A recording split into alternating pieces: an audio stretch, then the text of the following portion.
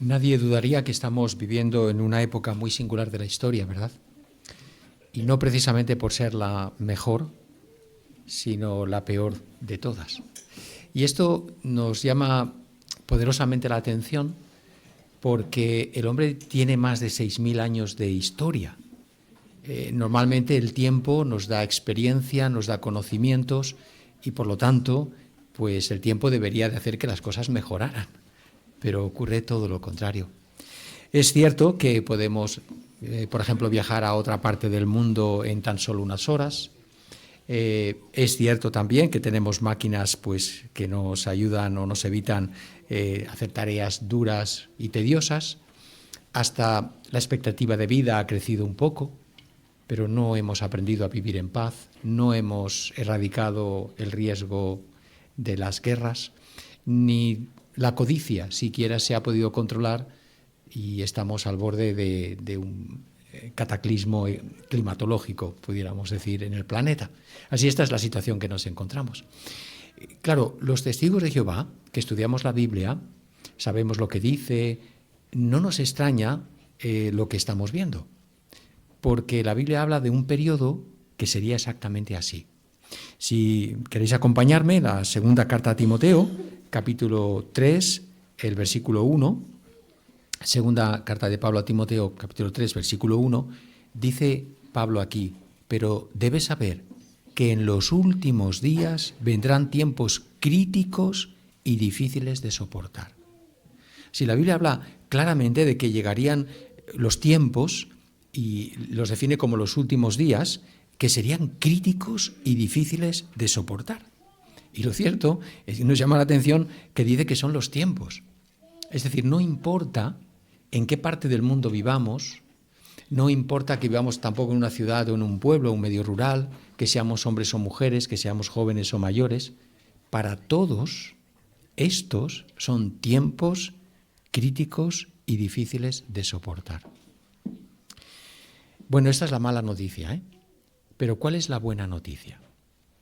Leamos o busquemos primera carta de Pedro, capítulo 5, versículo 7.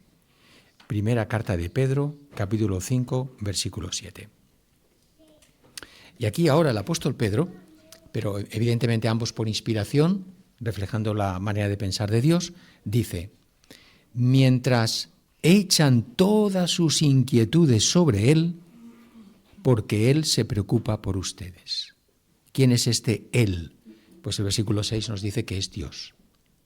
Así, la buena noticia es que Jehová nos invita a que echemos todas nuestras inquietudes, las que se derivan de vivir en los tiempos críticos difíciles de soportar, sobre Dios, porque Él se preocupa, quiere ayudarnos. Cuando conectamos los dos textos, Jehová nos transmite un mensaje muy, muy bonito, y es, yo sé que estáis viviendo en los últimos días. Son así los tiempos. No puedo hacer nada por evitar eso, pero sí quiero ayudaros. Por lo tanto, echad vuestras inquietudes sobre mí para que os ayude. Así la pregunta es, ¿y cómo nos ayuda Dios? Pues vamos a ver en este discurso cuatro ayudas que Él nos da. Veremos cada una en un texto de la Biblia que vamos a analizar y a explicar y veremos qué tenemos que hacer nosotros para recibir cada una de esas ayudas. Empecemos con la primera. Filipenses 4, 6 y 7. La carta de Pablo a los Filipenses, capítulo 4, versículos 6 y 7, dice, no se angustien por nada. Más bien, en cualquier situación, mediante oraciones y ruegos y dando gracias, háganle saber a Dios sus peticiones. Y la paz de Dios, que está más allá de lo que ningún ser humano puede entender, protegerá sus corazones y sus mentes por medio de Cristo Jesús. Bueno, ¿qué es lo que Dios promete darnos? Su paz, la paz de Dios. ¿Y cuándo? ¿Cuándo es que es necesaria la paz de Dios? Pues como empieza diciendo el versículo 6, cuando nos angustie cualquier cosa. En el momento en que, por los tiempos en que vivimos, nos sentimos angustiados, entonces Dios nos puede dar su paz. ¿Qué hace la paz de Dios? Dice que protege sus corazones y sus mentes. El corazón es, podríamos decir, es la base de nuestros sentimientos, ¿verdad? La mente es la base de nuestros pensamientos. ¿No es verdad que cuando hay un problema viene asociadas las angustias? A veces no es tanto el problema, es más lo que pensamos y lo que sentimos que el problema en sí mismo. O, dicho de otra manera, lo que pensamos y lo que sentimos puede empeorar las circunstancias para que hagamos frente al problema que estamos viviendo. Veamos la siguiente imagen. Aquí vemos una cristiana que está haciendo exactamente eso. Está orando a Dios. Cara de angustia. ¿Qué ocurre después de orar? Su semblante cambia. ¿Por qué? Porque la oración ha hecho su efecto. Está recibiendo la paz de Dios. Protege su corazón y su mente, sus pensamientos y sentimientos, y ahora puede controlar la situación. Muchísimas gracias. Es interesante que Pablo sabía muy bien de qué estaba hablando. Notemos que estas palabras se dirigen a los filipenses, es decir, la congregación que estaba en Filipos. Unos años antes, Pablo y Silas habían estado predicando en Filipos. Tal como explica Hechos capítulo 16, un día predicando, una multitud los arrastra a la plaza del mercado, les improvisa un juicio, les dan una severa paliza con palos y ahora los ponen en una celda en lo más profundo de la prisión con los pies sujetos a un cepo. Creo que podemos ver una imagen que nos ayudará a darnos cuenta de la situación en la que se encontraban Pablo y Silas en este momento. Bueno, creo que si fuera Pablo o Silas, en esta situación me estaría angustiando muchísimo, ¿verdad? No tanto por la posición en la que estoy o si me hacen daño el cepo o lo que sea, ¿no? Sino ¿qué va a pasar? ¿Qué ocurrirá mañana por la mañana? ¿Qué harán con nosotros? ¿No es cierto que esos son los tipos de sentimientos y pensamientos que nos vienen? Temor, angustia, etc. Pero, sin embargo, Hechos 16:25 dice que en lugar de estar así, dice que Pablo y Silas estaban orando y alabando a Dios con canciones y los presos los estaban escuchando. O sea, a viva voz. ¿Cómo era posible que en estas circunstancias ellos pudieran tener esa tranquilidad, ese control para poder estar orando y cantando a Jehová? Evidentemente, porque la oración les estaba dando la paz de Dios, que controló sus mentes y sus corazones. Luego el problema resultó no ser tan grave, porque durante la noche Jehová hizo que hubiera un terremoto, se soltaron del cepo, se abrieron las puertas de la prisión, salieron. Cuando el carcelero se da cuenta de que se le escapan los presos, se quiere suicidar, Pablo y Silas le detienen, le dan testimonio, se bautiza al carcelero y su familia, y por la mañana, cuando vienen, los jueces mandan los oficiales, lo hacen para pedirles a Pablo y a Silas, por favor, que se vayan en paz, que no tienen nada contra ellos. Así como cambió la situación, ¿verdad? Pero, claro, ellos no sabían cómo iba a acabar todo. Pero la paz de Dios protegió su mente y sus corazones. Bueno, ya vemos entonces que Jehová nos puede dar su paz y que para recibirla tenemos que orarle en cualquier situación. Pero notemos que aquí también en Filipenses 4 también dice, no solamente más bien en cualquier situación mediante oraciones y ruegos y dando gracias. Incluso en situaciones angustiosas tenemos que tratar de ver cosas por las cuales podemos darle gracias a Jehová. Es decir, qué bendiciones encontramos en la adversidad. Por esa razón, justo a continuación, el versículo 8, Pablo dice, finalmente, hermanos, piensen constantemente. Claro, no en el problema. Si hemos descargado a Jehová el problema, si le hemos orado, en lugar de seguir pensando en nuestro problema, cambiemos nuestra manera de pensar. constantemente en todas las cosas que son verdaderas, serias, justas, castas, que inspiran amor, que tienen buena reputación, que son virtuosas, que son dignas de alabanza. Cuando ponemos a pensar nuestra mente en cosas positivas por las cuales darle gracias a Jehová, eso nos ayudará a retener la paz de Dios. Bueno, pues entonces ya hemos analizado la primera ayuda que Jehová nos puede dar.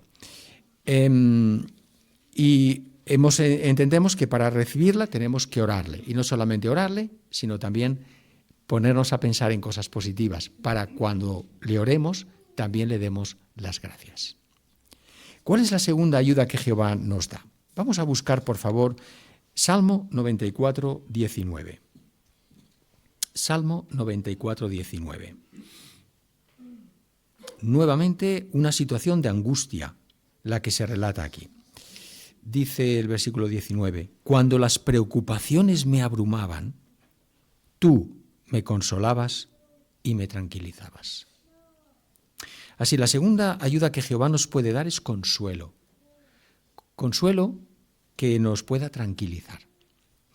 Evidentemente, el salmista explica esto, dice que estaba en una situación que realmente le abrumaba. O sea, él también sufrió, evidentemente, inquietudes, como dice el título de este discurso, o angustias. ¿Cómo nos ayuda Jehová? ¿Cómo nos consuela Jehová?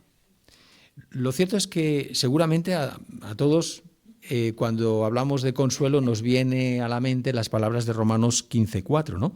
Donde dice que mediante el consuelo de las Escrituras podemos tener esperanza. Así, Jehová utiliza su palabra, la Biblia, para consolarnos. ¿Cómo? De dos maneras. Primera, relatos de hombres y mujeres que pasaron por situaciones muy difíciles, pero que podemos ver cómo Jehová los consoló. Claro, y eso nos tranquiliza, porque vemos que Él va a hacer lo mismo con nosotros. ¿Recordáis el ejemplo de Ana, el del propio David? Pero vamos a analizar brevemente el ejemplo de Elías. Elías vivió en una época muy complicada. Esta semana, en nuestra reunión de entre semana, hemos hablado de la reina Jezabel, ¿recordáis? Jezabel era muy, muy mala, pero muy mala. Así, ella era una adoradora de Baal, había asesinado a muchos profetas de Jehová.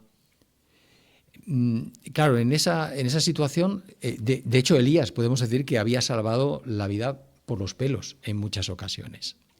Pero en un momento determinado, Jehová le dice a Elías que va a hacer una prueba de divinidad, por llamarlo de alguna manera. Es decir, vamos a probar quién es el Dios verdadero, Baal o Jehová. Y para eso, entonces se congrega a unos 450 profetas de Baal, se prepara un altar, se pone un animal de sacrificio encima, y ahora la prueba de divinidad es que los profetas de Baal tienen que orarle a Baal para que mande fuego y consuma la ofrenda. Y Elías hará lo propio, pero por turno. Los profetas de Baal se pasan casi todo el día haciéndolo, no consiguen absolutamente nada. Así, Baal no era el Dios verdadero. Elías, de hecho, pide que echen agua encima de la ofrenda para hacerlo más difícil todavía. Le ora a Jehová y Jehová manda fuego del cielo y la consume, la ofrenda. En ese momento quedó claro quién era el Dios verdadero. Y a continuación, entonces, se acaba con los 400 profetas de Baal.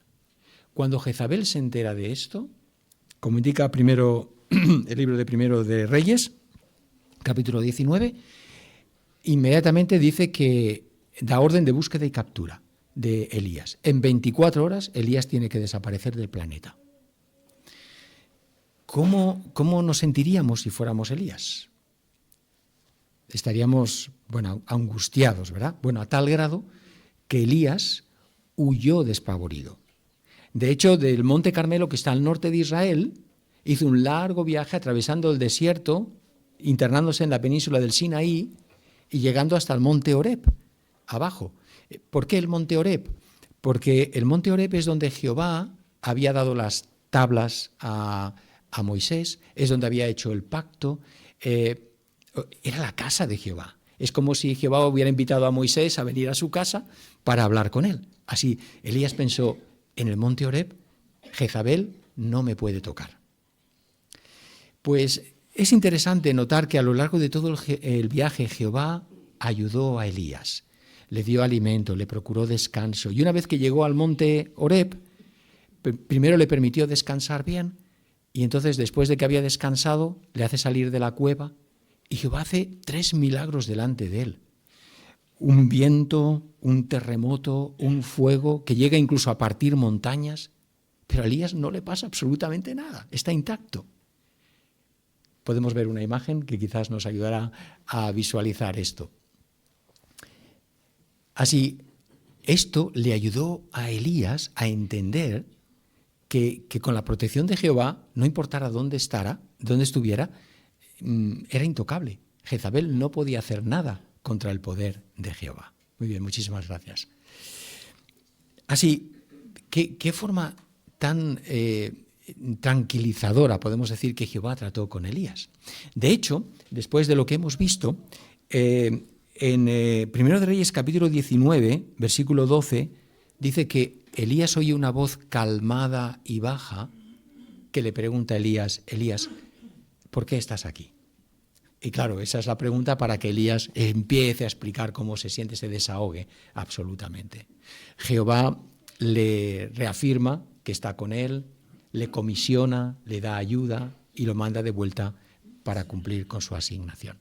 Así que qué forma tan tranquilizadora y calmada trató Jehová con Elías. Va a hacer exactamente lo mismo con nosotros cuando pasemos por situaciones tan angustiosas como las que pasó Elías. Pero, ¿cuál es la segunda manera que la Biblia nos consuela? Pues con palabras. Palabras que encontramos, por ejemplo, Mateo 10. Busquemos, por favor, en el Evangelio de Mateo, capítulo 10, 29 al 31. Dice, se venden 2 gorriones por una moneda de poco valor, ¿no es cierto? Sin embargo, ni uno de ellos cae a tierra sin que su padre lo sepa. Pero en el caso de ustedes, hasta los cabellos de su cabeza están todos contados. Así que no tengan miedo. Ustedes valen valen más que muchos gorriones. Qué interesante, ¿verdad? Si analizamos estas palabras, 2 gorriones no valen nada, 2 por 1. De hecho, en otra parte de la Biblia dice que si comprabas 2 te regalaban un tercero. No valen nada para nosotros. Pero dice que ni uno de ellos cae a tierra, ni siquiera el que era gratis, sin que Jehová lo supiera. Y ahora añade, pero es que en vuestro caso, yo sé hasta todos los cabellos que tenéis en la cabeza. Valemos muchísimo más que los gorriones. Así, ¿cómo nos tranquilizan, verdad, estas palabras? ¿Cómo podemos valernos de esta ayuda que Jehová nos da? Pues evidentemente tenemos que leer la Biblia todos los días. Tenemos que reflexionar en relatos como los de Elías o en palabras como las de Jesús. Y además de esto, todavía, para ahorrarnos angustias, la Biblia dice que es como una lámpara, Salmo 119, 105, ¿verdad? Una lámpara que nos ilumina el camino. A la hora de tomar una decisión, una mala decisión, ¿verdad?, que nos puede traer muchísimas inquietudes y angustias. La Biblia puede ahorrarnos eso. Así no solamente tenemos que leer la Biblia todos los días, tenemos que consultar los principios bíblicos antes de tomar una decisión. Y entonces nos estaremos valiendo de la ayuda que Dios nos ofrece. ¿Cuál es la tercera ayuda que Jehová promete? Pues vamos a ir para atrás. Mateo 6, ahora. Mateo 6, versículo 33. Notemos estas palabras tan interesantes de Jesús. Mateo 6, 33. Por lo tanto, sigan buscando primero el reino y la justicia de Dios, y entonces recibirán también todas esas cosas. ¿Cuáles son esas cosas que recibiremos, que Dios promete darnos? Leamos por favor los versículos 31 y 32. Así que nunca se angustien y digan que vamos a comer, o que vamos a beber, o que vamos a ponernos. Porque es la gente de las naciones la que busca todas estas cosas con tanto empeño. Su Padre Celestial sabe que ustedes necesitan todas estas cosas. Así, Jehová promete darnos las cosas básicas para cada día. El pan, el agua y la ropa o el cobijo. ¿Cómo sabemos que Jehová va a hacer esto? Bueno, es interesante que el versículo 32 dice que, claro, la gente busca esto con empeño. Es que, quiero decir, si no consigo un trabajo que me dé estas cosas, pues estoy perdido. Pero, sin embargo, para nosotros, que no somos gente de las naciones, dice, su Padre Celestial sabe que ustedes necesitan todas estas cosas. Su Padre. Al principio del capítulo Jesús nos enseña a orar. ¿Y recordáis cómo empieza la oración modelo? Oh Señor soberano del universo, oh creador de todas las cosas. No, ¿verdad? Padre en los cielos. Jesús quiere que veamos a Jehová como nuestro Padre. ¿Por qué? Porque un padre no va a abandonar a su familia. De hecho, 1 Timoteo 5:8 dice que si alguien no mantiene a los que son suyos, y especialmente a los miembros de su familia, dice que es peor que una persona sin fe. ¿Va a ser Jehová peor que una persona sin fe? En absoluto, ¿verdad? Así, Jehová promete que si ponemos primero el reino y las normas de Dios, Él se encargará de que tengamos cada día las cosas que necesitamos para vivir. Aún así, es difícil no inquietarse por estas cosas. La clave, versículo 34.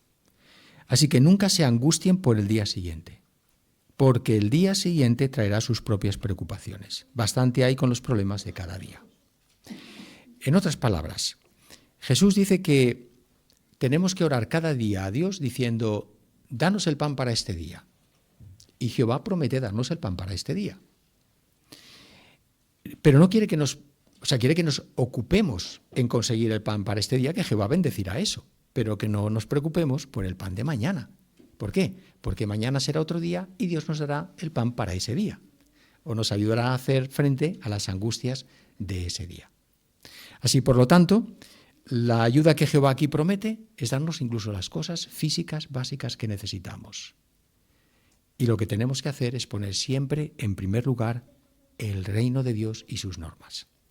Claro, es importante tener claro esto porque puede ocurrir que una situación, por ejemplo en nuestro trabajo, donde vemos el trabajo en riesgo, nos haga que nos planteemos qué hago primero. ¿Pongo el trabajo en primer lugar? A lo mejor nuestro jefe nos dice que como hay crisis, pues tenemos que viajar más y estar más días fuera de casa y pensamos, bueno, entonces me pierdo reuniones, no puedo hacer las noches de oración en familia, no puedo conducir un curso de la Biblia que tengo por las tardes, etcétera, o que nos impide asistir a reuniones o hacer algo que está en contra de nuestros principios, en nuestra conciencia entrenada por principios bíblicos. En esa situación, ¿qué va primero? Bueno, simplemente Jehová nos dice, escoge. Si pones en primer lugar el reino, no te preocupes, sé lo que necesitas y cada día tendrás las cosas básicas. Así, saber esto, desde luego, nos ayuda a llevar una vida mucho más calmada. Esta es la tercera ayuda que hemos analizado, ¿eh? ¿Cuál es la cuarta y última?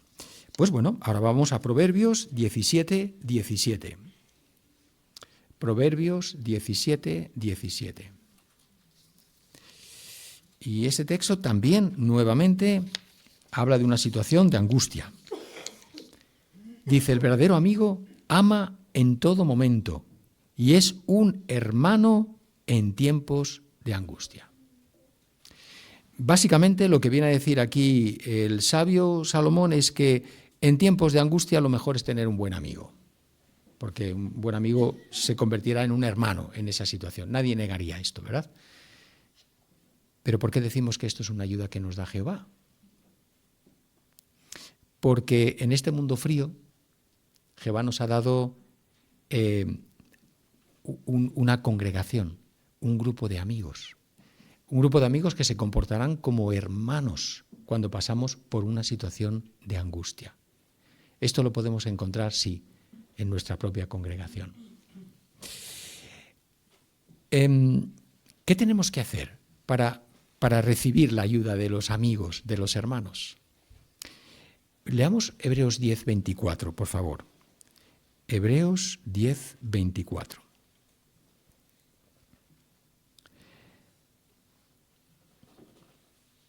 Y estemos pendientes unos de otros para motivarnos a mostrar amor y hacer buenas obras, sin dejar de reunirnos, como algunos tienen por costumbre. Más bien, animémonos unos a otros, sobre todo al ver que el día se acerca.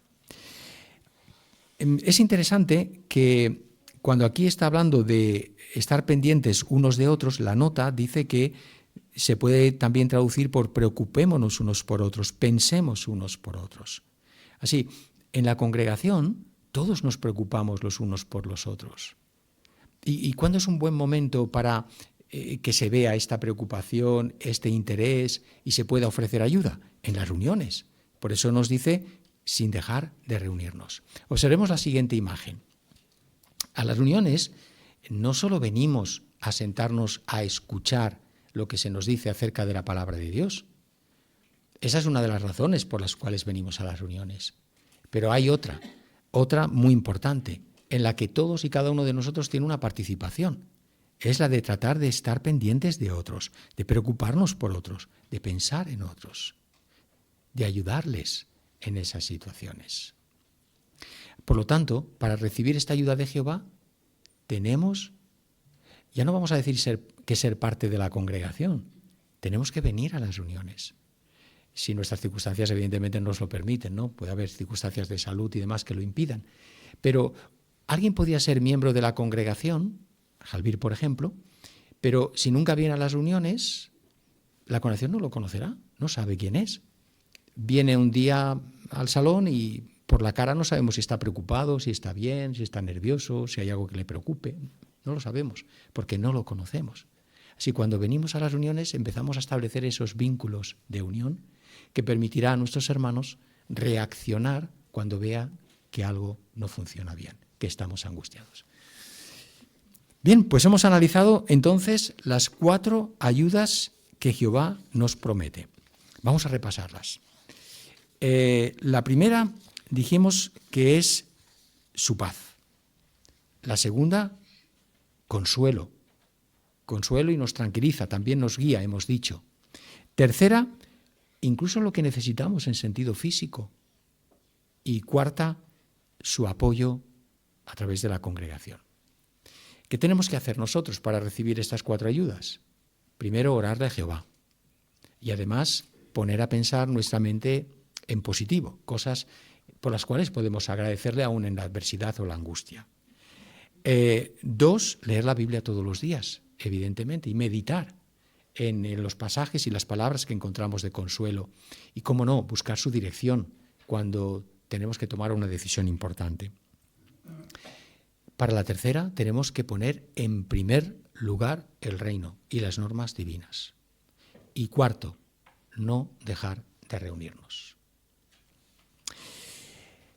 Bueno, creo que una idea que resume muy bien lo que hemos analizado esta mañana en esta conferencia y que es la idea con la cual queremos quedarnos. Es lo que leemos en Isaías 41, si queréis acompañarme, por favor. Isaías 41, el versículo 10.